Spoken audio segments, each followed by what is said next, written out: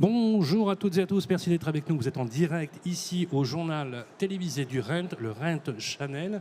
Alors on fait quatre numéros, on en a un le matin à 13 h. On en fait un autre aujourd'hui, exceptionnellement, on en fera 3 aujourd'hui et 2 demain. Voilà, l'idée du journal à mi-journée, c'est de faire un peu le bilan des activités. Et je suis toujours accompagné de notre chère Bérénice Deville. Salut Bérénice. Salut Sylvain. Alors comment ça se passe? Il y a un monde fou, hein. C'est incroyable. Bon, on va dire que ça cartonne. Ça cartonne, on peut le dire. Ah, il faut que ça cartonne parce que j'ai un resto en jeu, c'est ça? J'ai un enjeu très important avec un certain monsieur Scarella. Stéphane Scarella, oui, je crois qu'il est à ma droite, c'est ça? Voilà, salut Stéphane. Salut tout le monde. Voilà, on a un journal en 2 parties. Voilà, on va parler d'un sujet extrêmement important. On va parler business, mais on va parler aussi des modèles aujourd'hui disruptifs avec 2 invités. Et je vous propose, Bérénice, tout à l'heure, on va enchaîner puisque cette journée, c'est la journée Solidarité Logement. Parce que voilà, on est tous dans les affaires, on est tous embarqués dans la création de valeur et de richesse, mais il faut aussi savoir la partager. Et le marqueur social du logement est très important. On va mettre l'accent sur les initiatives et notamment le projet de financement de l'EHPAD de Chantilly avec le concours de I Love You avec nos amis de l'Armée du Salut. On verra tout à l'heure dans la 2e partie. Sur le plateau, nous avons Olivier Bugette, président de la boîte IMO. Salut Olivier. Bonjour Sylvain. Ça va ? Très bien, merci. Bon, on enchaîne entre conférences, journaux. Absolument. Voilà, il y a un groupe immobilier qui est très connu en Lorraine. Bien évidemment, j'y vais souvent puisque j'anime l'Arsenal de Metz, les assises de l'immobilier. J'y retourne d'ailleurs avec le maire François Grosdidier mi-décembre. Alors, on a beaucoup parlé de ce groupe, bien évidemment, mais on a surtout parlé du rachat de Homeloop. En l'occurrence, j'ai le plaisir d'accueillir sur le plateau Vanessa Bénédic. Bonjour à tous. Bonjour Vanessa, comment ça va? Super bien. Je crois qu'on ne s'était jamais vu. Alors, on m'avait certainement vu aux assises, on s'est certainement croisés, mais on ne s'était pas encore parlé. On a dû se croiser. Je suis ravi que l'on puisse se voir aujourd'hui, bien évidemment, mais dans un premier temps, Bérénice, on va faire un petit bilan à mi-parcours. Un petit bilan à mi-parcours du Rent. Eh bien, en tout cas, tout le monde est ravi. C'est vrai qu'on s'est pas mal baladé ce matin au niveau de tous les stands. Il y a énormément de monde. Les gens sont contents de se retrouver. Il y a vraiment une effervescence. Il y a une ambiance hyper chaleureuse et vraiment tout le monde est ravi d'être là. Alors Stéphane, là j'ai animé une conférence avec notre ami Olivier. On a fait le plein, hein. C'était plein comme un œuf. J'ai vu ça. On était obligé de ramener des chaises. Bravo. Là, il y a tout le monde qui nous écoute. Ça va le public? On est bien avec nous? Voilà, on se fait un petit sourire. Voilà, merci. Il y a du monde. Souriez, vous êtes filmé. Question, si tu fais le bilan là justement, on va dire que le pari est plutôt réussi. C'était pas évident, hein? Un quart déjà du salon. Un quart. On a fait un quart du chemin. Ouais. Alors il est réussi dans le sens où on savait que les 410 exposants, ce qui est un record, seraient là. Ça c'est sûr, on le savait depuis ce week-end. Il n'y a pas eu de casse. Ce dont on n'est jamais sûr, c'est est-ce que les 12 000 visiteurs professionnels qui s'étaient inscrits seraient là. Et ben, j'ai l'impression qu'ils sont, en tout cas pour une bonne partie d'entre eux, arrivés. Et vous parliez de l'ambiance tout à l'heure. Alors si je fais une comparaison par rapport à l'an dernier on sortait du Covid. Et moi, la réflexion que j'ai là à mi-journée, c'est que l'an dernier, il y avait une vraie envie de se retrouver. On sentait une énergie. Voilà, tout le monde ressortait et c'était quand même très, très euphorique. Là, j'ai l'impression qu'il y a plus une ambiance de business. On est là pour faire du business et des affaires. On sait pourquoi on est là. Alors après, on fera le bilan ce soir, mais j'ai ce sentiment-là. Voilà. Et puis après, les salles sont pleines. Vous l'avez dit, Sylvain. Il y a des conférences qui ont très, très bien marché. Nos amis internationaux, ça a cartonné ce matin. Et c'était rafraîchissant d'avoir leur vision PropTech à eux aussi. Et puis, évidemment, les autres conférences. Donc, ça tourne plutôt bien. Ouais. On va entrer dans le vif de l'actualité. Si Tout vous à voulez fait. bien, Bérénice, on va commencer par Vanessa. Oui, alors Vanessa avec Homeloop, dont vous êtes la nouvelle CEO. Donc, le groupe Bénédic a racheté Homeloop, qui était en liquidation judiciaire. Je l'aurais pas dit avec des mots aussi crus, mais c'est à peu près ça. On n'est pas là pour faire de la dentelle. Hein. C'est la réalité. Pourquoi? Oui, c'est la réalité. Ça a été Pourquoi racheté à la ce part du choix? tribunal. Pourquoi c'est un choix? Parce que chez Bénédic, on fait tous les métiers de l'immobilier et je crois qu'on le fait plutôt pas mal depuis plus de 55 ans. Du syndic à la copro, à la gestion, à la vente, enfin, etc. Et la dernière corde à notre arc qui nous manquait, c'était l'e-buying. Voilà. Et c'est pourquoi on s'est rapproché d'Homeloop. On s'était déjà rapproché d'Homeloop il y a plusieurs années. Ils n'étaient pas prêts à l'époque. Et donc voilà. Alors, vous aviez déjà une expérience, je crois, avec Nila et Ben. Ouais, on a lancé Nila et Ben, effectivement, le 1er janvier de cette année. quarantaine d'acquisitions au bout de quelques mois, 30 reventes, une société qui est rentable dès la première année. Et effectivement, Homeloop, c'est pour nous un accélérateur de croissance. On se retrouve aujourd'hui présent dans 8 villes supplémentaires en France. On va bientôt couvrir tout le territoire. C'est le but, ça, de couvrir tout le territoire. C'est le but. On a eu cette année chez Homeloop 400 000 visiteurs sur notre site internet. On a injecté 12 millions d'euros de fonds propres sans ouvrir notre capital. C'est pour la dette.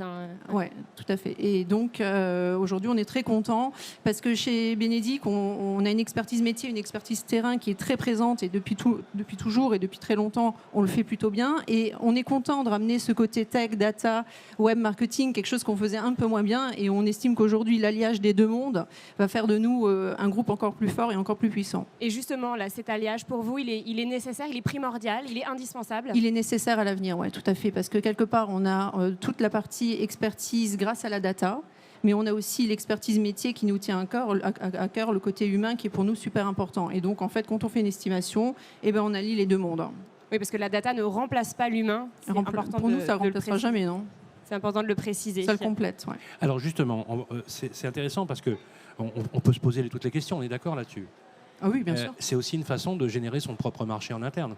Parce que le groupe Benedict est aussi un groupe d'investisseurs, il y a une foncière, un groupe. On peut même rappeler que c'est un groupe familial très connu en Lorraine. C'est aussi une façon de boucler la boucle. Est-ce qu'il n'y a pas une tendance, à l'instar de ce que fait Casavo, à l'instar de certains moteurs de recherche et puis portails qui ont des tentations de travailler en boucle, de se dire finalement, je rachète une boîte, c'est très bien d'avoir. Le concept d'Homeloop est très bon. Il leur manquait juste un peu de structure financière et une méthode de gestion appropriée. C'est clair, pour dire les choses. Mais le modèle économique, si vous l'avez racheté, le modèle entre guillemets, il était bon. Il est absolument super bon et c'est pour ça qu'on a racheté Homeloop. Mais c'est une façon pour nous de faire tous les métiers de l'immobilier, de boucler la boucle, comme vous l'avez dit. Et c'est surtout une façon pour nous de placer le client au centre de l'expérience. Et aujourd'hui, quand on a un client qui vient nous voir chez Benedict, on est capable de lui proposer et de l'e-buying et on est capable de lui proposer de la gestion, du home staging. On veut décloisonner le monde de l'immobilier parce que pour nous, le monde de l'immobilier de demain, c'est quand on est capable de répondre à toutes sortes de demandes. Alors c'est intéressant parce qu'on a un grand professionnel de l'immobilier avec nous, on a de la chance. Voilà, il est de passage, il est arrivé de San Francisco, non, je plaisante. Il a le fondateur, je ne sais pas si vous connaissez, tout le monde connaît la boîte IMO, c'est le fondateur de la boîte IMO, un entrepreneur très ancré. Quand tu entends Olivier, Vanessa, Benedict, avec cette idée très claire, alors opportunément, d'avoir repris Homeloop pour finalement à la fois sourcer, mais faire cette boucle et décloisonner les secteurs. Toi, à la boîte IMO, est-ce que tu partages le même point de vue et toi aussi de l'actualité en ce qui te concerne? Alors, le groupe Benedict, je les connais bien depuis longtemps et je sais que ce sont des gens très dynamiques et je ne suis pas du tout étonné de ce move qu'ils viennent de faire parce que ça leur permet d'avoir une démarche encore un petit peu plus disruptive sur leur marché. Et je trouve que ça a beaucoup de sens parce qu'ils maîtrisent beaucoup de tous ces métiers. Donc, grand bravo à eux. En ce qui nous concerne, oui, Sylvain, absolument. J'ai une actualité et je suis très heureux de pouvoir la partager avec toi aujourd'hui et notamment à ton micro parce que c'est un jour pas comme les autres pour nous. Tu le sais, ça fait à peu près 15 ans qu'on est sur ce marché. Ça fait 15 ans qu'on a chaque année un peu plus d'agences qui nous font confiance et que l'on accompagne au quotidien.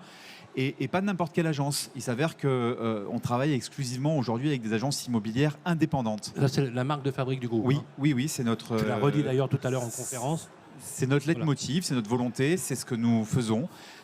Chaque année, on essaie de le faire un peu mieux encore chaque année. Je répète même le mot, j'assume. Et j'assume, absolument. Absolument. Ces agences, figure-toi qu'on oublie une chose, c'est qu'elles représentent les 2/3 des ventes qui sont faites chaque année en France. Et on essaie, au travers de cette initiative, de réparer un peu une injustice, parce que figure-toi qu'on ne parle que des réseaux, qu'ils soient des réseaux d'agences intégrés, des réseaux de mandataires, et c'est très bien, mais on ne parle quasiment jamais des indépendants. Or, ces indépendants, ils représentent les 2/3 du marché. Et pour leur rendre un peu justice, on a décidé, il y a quelques mois maintenant, et on a beaucoup travaillé sur ce projet, de créer un observatoire. Cet observatoire, en fait, c'est l'observatoire Intercab des agents immobiliers indépendants. Pourquoi ? Parce que sur cette plateforme Intercab, nous avons plus de 8000 agences aujourd'hui qui collaborent et qui échangent au quotidien leurs données, qui échangent au quotidien leurs mandats et qu'il nous paraissait légitime de leur redonner la parole. Donc nous avons créé un outil qui est un petit peu différent que les baromètres qui peuvent exister partout, ou en tout cas qui existent sur notre marché. Cet outil, il se veut être l'expression d'une tendance à un instant donné, où nous avons la capacité d'interroger nos clients sur une actualité, sur une information, et nous avons d'ores et déjà lancé ces sondes, et nous avons aujourd'hui un taux de participation qui est assez rare, puisqu'on avons entre 4000 et 5000 répondants en 24 heures. Répondants qui sont des répondants individuels, c'est sûr que c'est 4000 points de vente, par exemple. C'est 4000 points de vente, c'est énorme. Absolument. C'est énorme. Oui, c'est énorme. Juste pour vous donner la moyenne nationale, quand on a des sondages, même dans les syndicats, l'échantillon, c'est entre 500 et 700. Et l'échantillon national pour des sondages réglementaires, c'est 1137 répondants. Alors, donc tu es 3 fois plus au-delà. Donc on va dire que la photographie, elle est plus que fiable là, pour le coup. Absolument, et on veut absolument que ça sache qu'on puisse le faire valoir, parce qu'on a posé quelques sondages de ces 15 derniers jours, 3 dernières semaines, et on a 4500, 4700, 5000 personnes qui, dans les premières 24 heures, participent à ce sondage, parce qu'elles ont aussi envie, ces agences, de faire entendre leur avis. Alors, ce qui est très intéressant, c'est qu'on a une granularité qui est extrêmement forte, puisque les 8000 clients que nous avons, les 8000 agences qui représentent 45 000 utilisateurs au quotidien, elles sont absolument partout en France, dans la moindre commune, dans le moindre village, dans le moindre arrondissement. Et on est capable aujourd'hui d'aller les interroger sur des événements qui ont des répercussions sur leur marché immobilier extrêmement localement. Donc tu peux prendre à la fois une photo métropolitaine, absolument, et à la fois à l'échelle presque iris finalement, à l'échelle du territoire. Exactement. Alors on aimerait savoir quel type de thématique tu sondes justement, par exemple les prix. Alors par exemple, nous avons interrogé nos clients la semaine dernière sur l'état de leur stock. Est-ce que le stock est plutôt à se tarir, ou est-ce que le stock de mandats est plutôt à augmenter sur ces derniers mois? Ça donne une indication qui est très importante de la stagnation ou pas des mandats. On leur demande également quelle est la durée de rétention de ces mandats. Et quelle est la récurrence en fait de cet observatoire? Alors, ça bouge beaucoup en ce moment. Hein. Oui, cet observatoire a vocation à être restitué à la presse tous les 2 mois. D'accord. Donc on a un rendez-vous fixe, et ensuite on se laisse totalement la porte ouverte à pouvoir collaborer avec des partenaires, des médias par exemple, pour avoir des questions instantanées sur une actualité en particulier. On est capable de faire un sondage pour demain matin. Donc vous êtes capable de donner un instant T absolument, absolument. Alors c'est intéressant, puisque je vais revenir vers vous, Vanessa, vous qui êtes multipolaire dans le groupe, parce que l'avantage c'est que vous êtes dans toutes les lignes métiers. Hein. Je ne sais pas combien de métiers vous pratiquez, mais enfin vous êtes sur les 3 plus grands métiers, mais aussi d'autres métiers en termes d'expertise. Je crois même que vous faites de la promotion, il me semble aussi, un peu de promote. Absolument. Voilà. Et de l'aménagement. Alors justement, à l'instar de ce que dit Olivier, avec des statistiques, pour un groupe comme le vôtre, piloter avec des données qui vous permettent d'imaginer, ça vous intéresse? Ça nous intéresse énormément, absolument. Alors, question aujourd'hui. Ça nous permet d'anticiper un marché qui est en ce moment en plus super compliqué. Hein. Alors justement, on voulait vous poser justement cette question, Béry. Et justement, vous l'avez dit, le marché est compliqué en ce moment. Quelle est votre stratégie par rapport à ça? Donc utiliser de la data, j'imagine que c'est primordial pour pouvoir se positionner comme il le faut. Mais c'est ce que je vous disais tout à l'heure, c'est utiliser de la data le plus possible, essayer d'anticiper, mais ça, est-ce que ça peut anticiper finalement pas le tarissement du marché, mais le fait que ça se tasse? On voit bien qu'il y a un effet de tension. Ça se traduit par une prudence extrême. On est extrêmement prudent, on fait attention, et surtout sur l'e-buying, hein. On fait attention. Hein. Est-ce que finalement, on n'a pas un peu sifflé la fin de la récré là en ce moment? À mon avis, oui. Hein. Donc on a vécu, non mais pour ceux qui nous écoutent, on a vécu, c'est vrai, il faut le dire, on a vécu quoi, 10 ans, Stéphane, 10-15 ans Ah oui, je crois que ça fait au moins 10 ans que... Voilà, on s'est bourgeoisé, on s'est beaucoup enrichi. Bien évidemment, il faut dire la vérité. Pas tout le monde. Pas tout le monde, non, pas tout le monde, pas moi en tout cas. Mais ça, justement, ça n'avait pas été pris en considération, parce que ça faisait déjà un moment que vous lorgniez sur Homeloop. C'était à l'époque, tout allait bien, le marché était on très bon. On ne lorgnait pas particulièrement sur Homeloop, ça a été une question d'opportunité. Donc ça s'est fait. Au début, Aurélien, donc le fondateur, n'était pas avec qui on entretient d'ailleurs de super rapports. Hein. C'est très bien, c'est tant mieux. Mais à l'époque, c'était pas le cas. Le marché allait très bien. Est-ce que là, vous avez du coup dû modifier un peu votre stratégie par rapport à l'actualité, à la conjoncture actuelle? Je vous l'ai dit, on est très prudent. Après, quand on fait de l'e-buying, c'est pas parce qu'un marché se porte bien que c'est forcément plus évident que quand le marché est compliqué, hein. Il peut y avoir des opportunités, justement. Il y a d'autres opportunités parce qu'aujourd'hui, on a des clients qui sont un peu différents. On a des clients qui ont contracté ou qui ne peuvent pas justement contracter de crédit relais. On a toute cette nouvelle clientèle qui existait peut-être un peu moins avant. Il y a aussi le fait qu'aujourd'hui, bien évidemment, il y a des gens qui se retrouvent avec un volume de liquidité très important et qui se mettent en attentisme en se disant finalement, ça va baisser. Et oui, parce que dans toute crise, il y a un corollaire qui est celui de dire finalement, je vais jouer la baisse dans une certaine mesure. Est-ce que ça a un impact sur votre activité ou pas? Pas réellement chez nous. Pas réellement. Maintenant, après, il y a toujours c'est toujours prime au cash et à la liquidité. Mais oui, vous, en tant qu'investisseur, vous savez bien de quoi je parle là pour le coup. Oui, Bérénice. Non, justement, les clients, est-ce qu'ils attendent que ça baisse? Est-ce qu'il y a ça dans leur esprit ou pas du tout? Alors, nos clients vendeurs, ils espèrent que ça ne va pas baisser, mais ils se rendent compte tout doucement que ça commence à baisser parce qu'on a un stock de mandats qui augmente, des prix qui commencent à diminuer.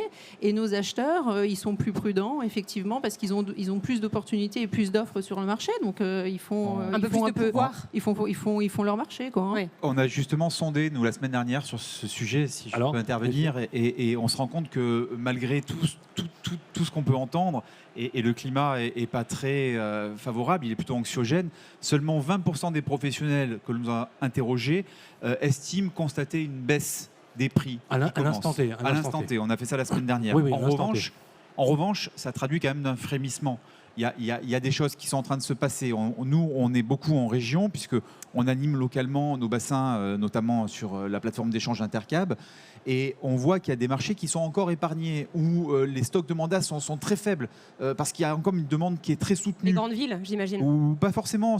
Par exemple, j'étais à Marseille, on a réuni 200 agences immobilières la semaine dernière à Marseille, et c'est une terre d'accueil qui ne se dément pas. Je veux dire, on a encore, post-Covid, énormément de gens qui souhaitent aller en province, et notamment dans le sud de la France, sur Marseille, ça reste une grande ville. Et ça reste très attractif. Mais on a d'autres secteurs, comme Lyon par exemple, ou comme Paris, où les stocks sont en train de se reconstituer, parce qu'on a des acquéreurs qui commencent à devenir un peu plus attentistes. Depuis ces dernières années, en gros, on leur disait, écoute, t'achètes ce qu'il y a, et puis tu nous embêtes pas, parce que de toute façon, si c'est pas toi qui le prends, ça va partir. Il y a plus de choix comme ça. Bien sûr. Eh bien, aujourd'hui, le choix est en train de revenir, et les acquéreurs commencent à reprendre de la valeur, notamment parce qu'ils ne sont plus aussi finançables qu'ils ne l'étaient. Il y a beaucoup de casse dans les demandes de crédit, ça on le voit, on le constate de partout. Vous constatez, Vanessa, vous, la casse, il y en a beaucoup, vous qui... Bien sûr, nos clients aujourd'hui, c'est des gens qui n'arrivent pas à vendre, en particulier. Alors aujourd'hui, on communique, je prends les chiffres de CAFPI, qui est quand même le numéro 1, c'est 45% de dossiers cassés. Oui, c'est ça, j'ai dit un sur deux. Le problème, c'est qu'on a des délais d'écoulement qui augmentent. Et Olivier, moi, je constate quand même sur toutes les villes sur lesquelles on travaille qu'on a un stock qui augmente aussi. En première couronne à Paris, c'est terrible. Avantage et inconvénient. Le gros avantage du stock qui se reconstitue sur Paris, c'est que ça fait un peu baisser les prix et que pour la première fois historiquement depuis 14 ans, 5 arrondissements sur les 20 arrondissements de Paris sont passés au-dessous symboliquement. Les 10 000. En fait, ce n'est pas vraiment une baisse de prix, c'est un ralentissement de la hausse. Alors, ça dépend des endroits parce qu'on regarde quand même des annonces. Il y a des annonces qui restent plus longtemps et c'est vrai qu'il y a des annonces dans certains quartiers qui baissent. Alors, de l'arrondissement. Ouais. Alors, on va passer à la deuxième partie de notre journal parce qu'ici au Rent, grâce à Stéphane Scarella, on met un accent particulier à donner la parole au monde associatif, à ceux qui font vivre la société. Stéphane, je voudrais que tu en dises quelques mots. Oui, c'est très important. Nous, on est évidemment ravis de réunir toute l'industrie de l'immobilier, et en particulier celle qui innove. Et innover, c'est aussi se tourner vers les autres. Donc, on est très content de soutenir Isabelle et I Love You dans toutes ces initiatives. Ça fait partie, je pense, du temps qu'on doit passer à se poser et à réfléchir, y compris pendant ces 2 jours. Voilà. Alors justement, mesdames et messieurs, vous qui nous écoutez, je voudrais qu'on remercie, qu'on fasse un triomphe à notre ami Olivier Bugette, président de la boîte IMO. Vous pouvez l'applaudir, merci. Merci beaucoup, Olivier, pour ce que tu fais. Tous les 2 mois, l'Observatoire, on va suivre ça avec beaucoup de vigilance. Un grand merci à Vanessa Bénédicte. Merci, bravo pour Humeloop. Voilà, le groupe Bénédicte installé en Lorraine. On va se voir bientôt d'ailleurs dans votre très très jolie ville. C'est la Venise du Nord. C'est très très joli, mais il faut y aller. Merci encore une fois. Et je vais vous demander, donc, merci. Je vais vous laisser aller. Et je vais demander à Samuel Coppens et Rodolphe Lux de me rejoindre sur le plateau. Je vais vous demander de vous installer ici. Je vais demander à Marc-Emmanuel Dufour, qui est avec nous, de venir me rejoindre sur le plateau. Et enfin, Isabelle Larochette. Voilà. Est-ce qu'on a d'autres micros éventuellement possibles? Voilà, avec la régie. La magie du direct. Moi, toute mon enfance, vous savez quoi? J'ai rêvé de dire ça, la magie du direct. Je voyais ça, je voyais Drucker à la télé. Les aléas du direct, Est-ce qu'on va le dire un jour? Mais voilà. Hein, quand tu étais sur Énergie, tu disais ça aussi? Je le disais aussi, tout Voilà. à fait. Absolument. Voilà, on est tous au complet. Voilà, merci en tout cas d'être avec nous. On va passer sur la deuxième partie où on va parler du sujet de la Fondation. On va rappeler quelques mots sur la Fondation. Voilà. Alors, la présenter oui, pour commencer. c'est bon. On a du micro, tout est allumé. Yes. Voilà. Les micros sur Merci. Voilà, on va y aller. Peut-être une petite présentation pour Alors, commencer de I Love You. Alors, on va déjà présenter les personnes qui sont avec nous. Isabelle Larochette, présidente de la Fondation La Juste. Salut Isabelle. Salut Sylvain, merci Voilà. de nous accueillir. Marc-Emmanuel Dufour, animateur, producteur, réalisateur, ouvrier, maçon. Bref, il sait tout faire. Extraordinaire. C'est une joie de l'avoir sur le plateau. Vous allez voir, il va mettre le feu sur le plateau. Salut Marc-Em, je suis ravi de t'avoir. Bonjour Sylvain, ça va bien? Ouais, c'est toujours au top. Et moi je suis parrain de la Fondation depuis que Isabelle est venue me chercher sur cette émission qui s'appelait Tous Ensemble sur TF1. Ah, et elle avait envie que je sois le parrain de la Fondation dont on va parler dans un instant. Absolument. Pour un très joli projet. Et quand tu étais sur TF1, d'ailleurs, tu avais comment tu l'appelais, l'Armée des Anges? Oui, ça c'est la fondation que j'ai C'est montée la autour fondation, d'un l'Armée des projet Anges. du handicap. Voilà. Et au travers du handicap, la Fondation a également épaulé mon projet en Haute-Savoie pour rendre la montagne accessible à des groupes d'handicapés. Parce qu'aujourd'hui, quand on est en vacances, bien souvent, quand on a un groupe, un club handisport ou un club d'aînés qui veut se rendre en vacances, on est souvent divisé dans différentes structures hôtelières. Il y a très peu d'accueil de groupes en France, donc c'est mon petit bébé à moi, en dehors de la Fondation, mais... Depuis des années, j'ai tout le temps dit, Isabelle, c'est un peu moi au féminin, c'est-à-dire qu'elle vous secoue, vous tous professionnels de l'immobilier, pour essayer d'aller faire ensemble des choses incroyables. Et c'est la neuvième année pour un projet dont il faut parler maintenant. C'est ça à peu près. Justement, on voit qu'il a fait de la télé. Hein. Non, mais Isabelle va t'en parler mieux que moi, c'est pour voilà, ça. On va en parler. Merci. Merci. Samuel Coppens, merci d'être Oui, avec bonjour nous. Sylvain. Merci d'être avec nous. Et Rodolphe Lux, effectivement. Vous vous êtes engagé dans l'Armée du Salut. C'est important parce que la société civile a besoin de toutes les forces en présence. Ce matin, on a animé une table ronde avec Stéphane Scor, qui est le qui est membre du directoire de la Fondation Habitat et Humanisme, qui est du père Bernard Devers, qui est vraiment un sujet. Je voudrais que vous disiez quelques mots aussi effectivement sur cette action. Et si vous êtes là dans ce journal, c'est qu'on a choisi justement de soutenir votre action et de faire en sorte que justement toutes les actions, l'Armée du Salut, Fondation Abbé Pierre, la Fondation I Love You, sous l'égide de la Fondation de France, puissent effectivement participer à cela. Je voudrais vous donner quelques mots là-dessus. Expliquez-nous un petit peu. Oui, en tout cas, déjà, merci. Merci de nous avoir invités là. L'Armée du Salut, c'est quoi? C'est 150 ans de présence au monde, puisque nous sommes dans 133 pays. En France, nous accueillons tous les soirs, dans l'ensemble de nos établissements, 24 000 personnes. 24 000 personnes logent dans l'ensemble de nos dispositifs. Tous les soirs. Et tous les soirs. Et nos dispositifs, c'est quoi? C'est de la toute petite enfance, avec des centres maternels, jusqu'aux EHPAD, aux maisons de retraite, dont nous allons parler tout à l'heure, en passant par le monde du handicap, bien entendu, qui est cher à beaucoup de personnes, et puis aussi le monde de l'inclusion, c'est-à-dire les personnes à la rue. Voilà, c'est 2800 salariés aujourd'hui en France, c'est plus de 5000 bénévoles qui, tous les jours, sont acteurs véritablement d'un mieux-être et en fait de réduire un tout petit peu les inégalités. Voilà ce que nous essayons de faire depuis un bon nombre d'années maintenant, mais il y a encore un peu de boulot, hein. Rodolphe aussi, c'est un combat tous les jours, on est d'accord là-dessus? Alors tout à fait, tous les jours. Parce que c'est jamais gagné. Hein. On Jamais. peut s'appeler la Fondation Abbé Pierre, on peut s'appeler l'Armée du Salut, on peut s'appeler I Love You. C'est un combat au quotidien. Tout à l'heure, on en parlait puisqu'il est venu sur le plateau par le switch. On va le laisser faire de notre ami Marc-Em, bien évidemment.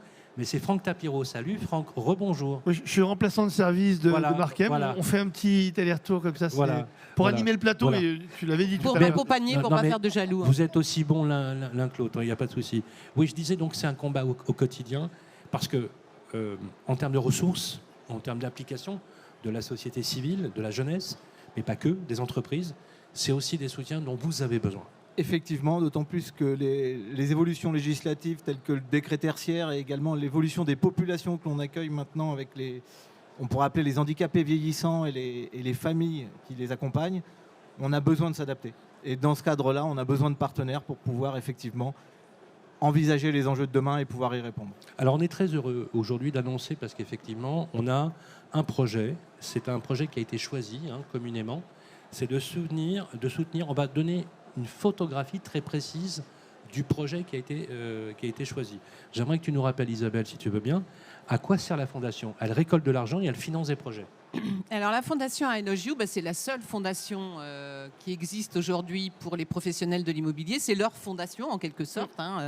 Voilà, nous on a créé cette fondation avec Franck, Jean-Luc, Marie, enfin tous ceux qui est Marc-Emmanuel et tous les autres depuis bientôt 10 ans. On fêtera les 10 ans l'année prochaine avec un point d'orgue chaque année qui est la journée Solidarité Logement qui est donc aujourd'hui au Rent. Et on invite tous nos partenaires professionnels de l'immobilier et de l'habitat à faire des dons ce jour-là pour aller financer un thème. Chaque année, on choisit un thème différent. On a vu l'enfance, on a fait les femmes battues. Cette année, on va choisir les personnes âgées. Vous savez qu'on est tous concernés. On a tous autour de nous des personnes qui sont en âge parfois de partir en EHPAD parce qu'ils ne peuvent pas rester chez eux.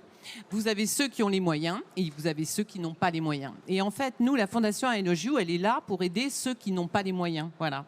Et donc, cette année, on va soutenir l'Armée du Salut avec un EHPAD qui se situe à Chantilly. Et où il va y avoir des travaux d'agrandissement, des travaux de rénovation aussi pour énergétique. Enfin, voilà, tout ce qui nous tient à cœur. Mais moi, je rappelle et j'en profite, j'espère que tous nos partenaires nous entendent, mais je tiens à remercier, ce matin, on a fait un tour de tous nos partenaires qui nous suivent depuis des années et des nouveaux, et on a eu un accueil formidable, et ça, je le dis, parce que sans tous ces partenaires, on ne pourrait pas avancer.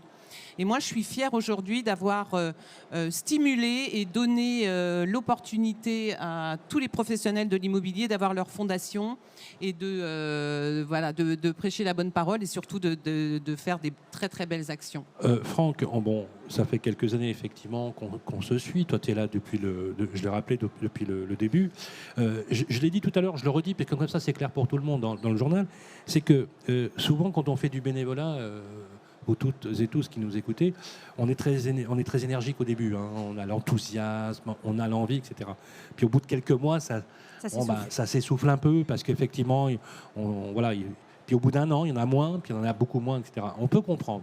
Et je voudrais saluer ta démarche aussi, Franck. Je recommande, évidemment, c'est ta journée aussi. C'est que tu es là depuis le début, tu es un publicitaire aujourd'hui connu, et tu nous permets aussi, grâce à ton réseau, pour dire aussi les gens comme elles sont, d'aider la Fondation.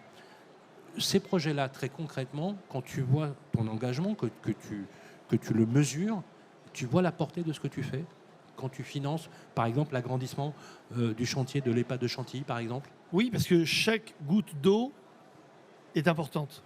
Parce qu'une goutte, plus une goutte, plus une goutte, un jour, ça devient une vague, et on espère un jour une très grosse vague. Pour éviter un autre tsunami, c'est celui de la paupérisation. Parce que quand on a commencé avec Isabelle, on avait un chiffre, c'était de dire que 8,5 millions de personnes en France souffrent de mal logement. Ouais. Aujourd'hui, c'est 12 millions. Aujourd'hui, c'est 12 millions. Alors qu'on va dire quoi, on a mal bossé? Non, pas du tout, c'est pas ça. C'est que on pourrait se dire, on peut se décourager, on peut dire mais ça sert à quoi? Mais ça sert justement à éviter que ces 12 deviennent des 15 et puis des 20 demain. C'est qu'on n'imagine pas 3 millions en 9 ans. 3 millions de personnes. Je crois qu'on parle de plein de fléaux, mais on oublie de dire que celui-là est peut-être le fléau sociétal le plus fort. Parce qu'il y a des gens aujourd'hui, depuis maintenant 15 ans, qui ont un boulot, mais qui n'ont pas assez d'argent pour travailler et se loger. Donc ils choisissent, ils se logent dans leur voiture. Ça, c'est depuis 15 ans. Donc en fait, nous, on voit ce fléau avancer.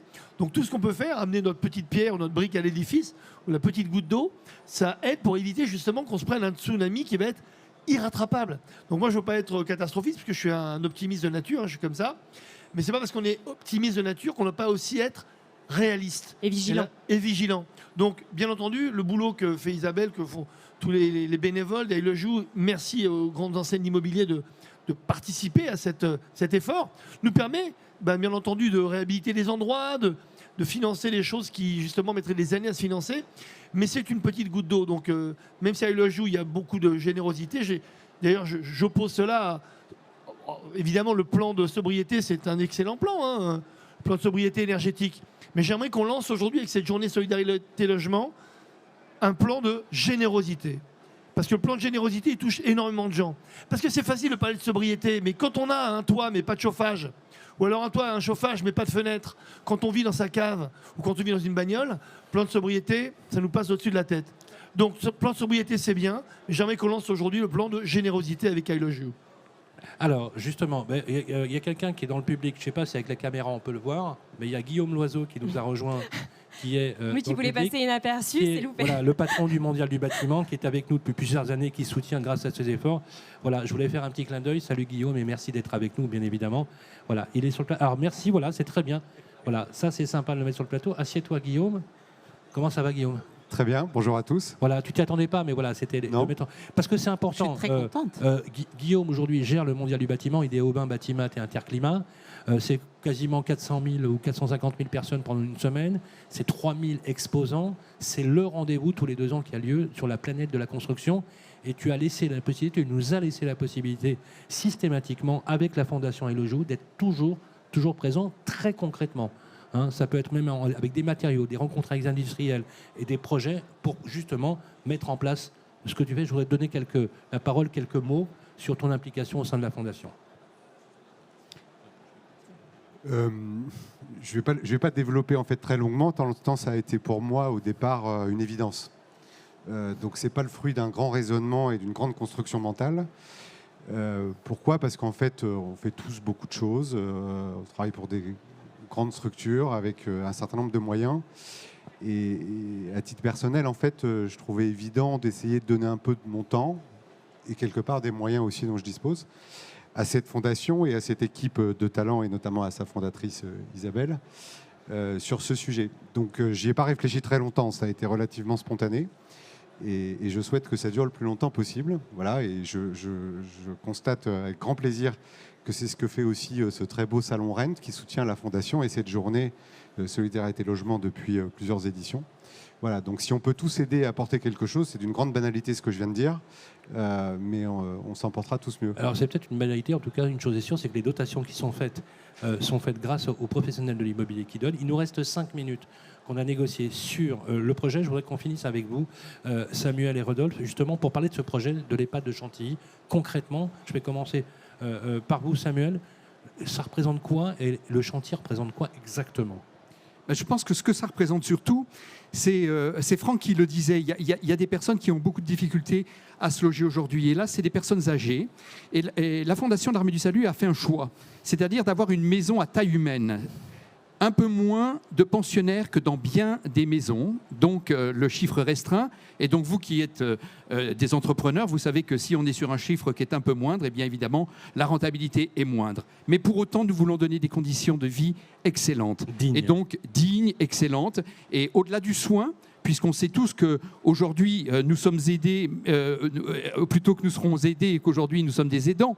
Mais en tout cas, ce que nous voulons véritablement faire, c'est donner des meilleures conditions. Et c'est en cela qu'on a pu se rejoindre au travers d'I Love You et de cette merveilleuse fondation qui va nous filer un coup de main. Donc voilà, parce que moi, ce que je voulais dire, c'est qu'on a besoin de toi, TOIT, beaucoup, et ça, vous savez le faire. Mais on a aussi besoin de toi, et c'est Guillaume qui vient de le dire, sans le T. Et ça, c'est excessivement important. Et donc, merci à chacun de vous. Je vais laisser Rodolphe sur l'aspect technique, c'est quand même lui qui est le directeur de cette boîte. Rodolphe. Alors effectivement, sur l'aspect technique, nous accueillons des personnes âgées très dépendantes, pour beaucoup en grande précarité. Je ne dis pas qu'avec l'âge, on rentre dans la précarité, mais avec la perte d'un conjoint, des fois, c'est un petit peu plus difficile. Donc, elles ont tendance à se cacher. Donc, les accueillir dans de bonnes conditions, on fait de grands travaux sur tout ce qui est réhabilitation des espaces communs. Et également sur tout ce qui est rénovation du chauffage avec l'isolation, changement des chaudières, afin de travailler dans le cadre énergétique. Tout ça dans le cadre du décret tertiaire, qui nous permet de répondre à ce décret tertiaire, mais également création de logements pour accueillir les résidents de demain. Comme il a été dit, bien souvent, des couples à la maison, il y a les aidants, il y en a un qui accompagne, il y en a un qui va être très dépendant. Pour l'aidant, ça devient très difficile. Donc la création de ces logements type T1, que l'on peut transformer par la fermeture d'une simple porte en T2, permet d'accueillir ces couples. D'accueillir également des fois les parents isolés avec un handicapé vieillissant. c'est aussi un problème que l'on rencontre. Et effectivement, pour le parent, se dire je vais partir, que va devenir mon enfant, le fait d'entrer dans nos structures, le fait d'être accueilli dans ces T2, ça leur permet quelque part, après leur départ, de se dire il ne sera pas seul. Voilà. Il sera avec les voisins, il sera avec l'équipe qui va l'accompagner. Et tout ça, c'est un projet au long cours et auquel je suis très heureux que vous contribuiez les uns les autres et la Fondation Aïlajou également. Merci beaucoup. C'est effectivement le dossier qui a été choisi. Il est l'heure de nous quitter pour ce journal. Mais je rappelle, à 15h30, nous avons une table ronde sur la dignité des anciens, justement le logement digne et décent. Il ne suffit pas d'avoir un toit. Il suffit pas d'avoir un toit pour conclure. Non, on n'a plus le temps. Il faut que je rende l'antenne. Désolé, il faut que je rende l'antenne. On en parlera d'ailleurs, si tu veux bien, tout à l'heure, aussi sur la dignité des anciens. C'est un sujet très important. Le toit, c'est un toit digne, c'est un toit bien chauffé.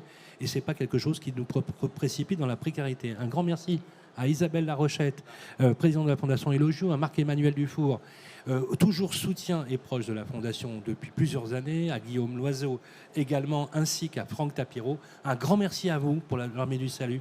Vraiment, ce que vous faites, c'est remarquable. Voilà, Samuel Coppens et Rodolphe Lux. Je voudrais qu'on les applaudisse, si vous voulez bien. Merci. Parce que croyez-moi, demain, ça peut être nous, effectivement. Ça peut être nous. Aujourd'hui, on a la main, mais demain, ça peut être aussi nous. C'est important de se regarder aussi dans l'œil de l'autre. C'est pas moi qui l'a dit, c'est Emmanuel Sylvain, Lévinas. je te coupe juste 2 secondes la parole. Oui, mais parce on n'a plus le temps. Je voudrais juste remercier le Oui, et vraiment, Stéphane, très parce rapide. que c'est de nous donner la parole. Là, tu peux me la couper. Voilà, merci. Voilà, c'est des contraintes horaires. Merci à toutes et à tous. On se retrouve cet après-midi sur nos programmes et bien sûr sur le Rennes Channel.